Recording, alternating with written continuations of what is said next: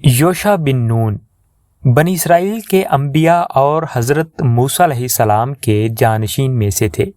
وہ یوسف علیہ السلام کی اولاد میں سے تھے۔ یوشع کا شمار حضرت موسیٰ علیہ السلام کے سب سے وفادار ساتھیوں میں ہوتا ہے۔ وہ اسرائیل کے 12 قبیلوں کے سرداروں میں سے بھی تھے۔ یوشع کا نام قرآن میں مذکور نہیں ہے، لیکن مفسرین نے ان کے بارے میں قرآن کی 5 اور قرآن کی 18 آیات پر غور کیا ہے۔ بعض اسے ذوالکفل سمجھتے ہیں۔ ذرائع کے مطابق خضر علیہ السلام اور حضرت موسیٰ علیہ السلام کی کہانی میں یوشع علیہ السلام موسیٰ علیہ السلام کے ساتھ تھے۔ دعا کے بعض شیعہ کتابوں میں یوشع سے منسوب ایک دعا ہے۔ یوشع نے یروشلم کو فتح کیا اور وہاں بنی اسرائیل کو رہنے کے لیے خدا کے وعدے کو پورا کیا۔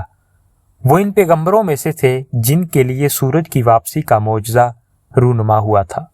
معزز سامعین، حضرت ابو ہریرہ رضی اللہ تعالیٰ عنہ فرماتے ہیں کہ نبی کریم صلی اللہ علیہ وآلہ وسلم نے فرمایا کہ نبیوں میں سے ایک نبی نے دشمن کے خلاف جہاد کا ارادہ کیا تو اپنی قوم سے فرمایا کہ میرے ساتھ ایسا شخص نہ چلے جس نے حال ہی میں شادی کی ہو اور اس کا شب زواف منانے کا ارادہ ہو، لیکن ابھی تک اس کی اپنی بیوی کے ساتھ شب زواف نہ منائی ہو، اور نہ وہ شخص میرے ساتھ چلے جو گھر کی تعمیر میں مصروف ہو اور ابھی تک اس نے گھر کی چھت نہ ڈالی ہو، اور اسی طرح ایسا آدمی بھی میرے ساتھ نہ چلے جس نے بکریاں خریدی ہوں یا حاملہ اونٹنیاں خریدی ہوں جن کے جننے کا اسے انتظار ہو۔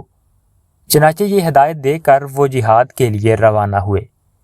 جب اس بستی کے قریب پہنچے جس پر لشکر کشی کا ارادہ تھا تو عصر کی نماز کا وقت ہو گیا۔ انہوں نے سورج کو مخاطب کر کے فرمایا کہ اے سورج، تو بھی حکم کے تابع ہے اور میں بھی حکم کے تابع ہوں۔ اے اللہ، اس سورج کو ہمارے لیے روک دے۔ چنانچہ وہ سورج رک گیا یہاں تک کہ اللہ تعالیٰ نے ان کو فتح نصیب فرمائی تو انہوں نے مال غنیمت جمع کیا۔ پھر اس مال غنیمت کو کھانے کے لیے آگ آئی اور اس آگ نے وہ مال غنیمت نہیں کھایا۔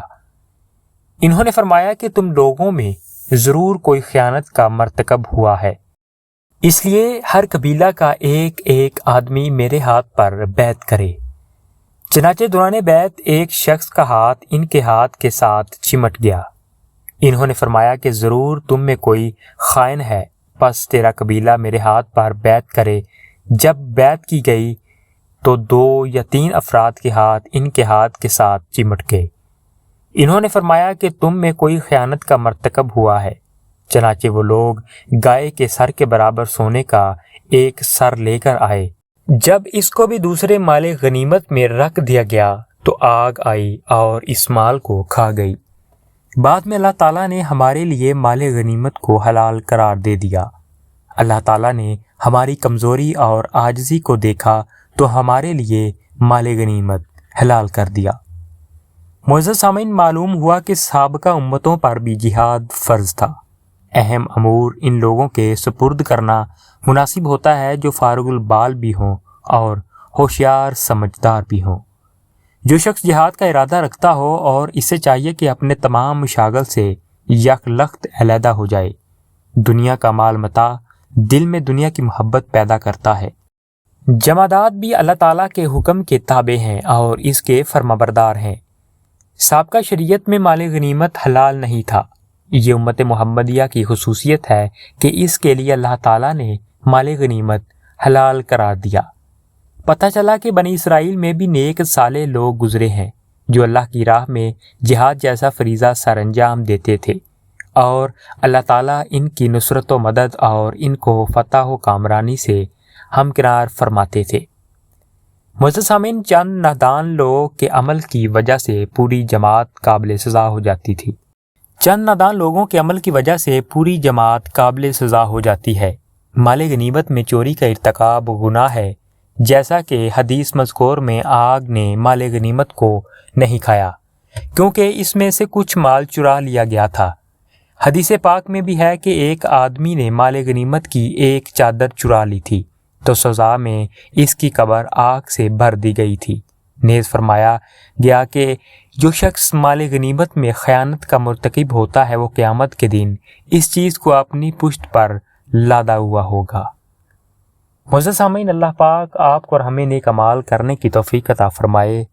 وما علینا الا البلاغ المبین۔ شکریہ۔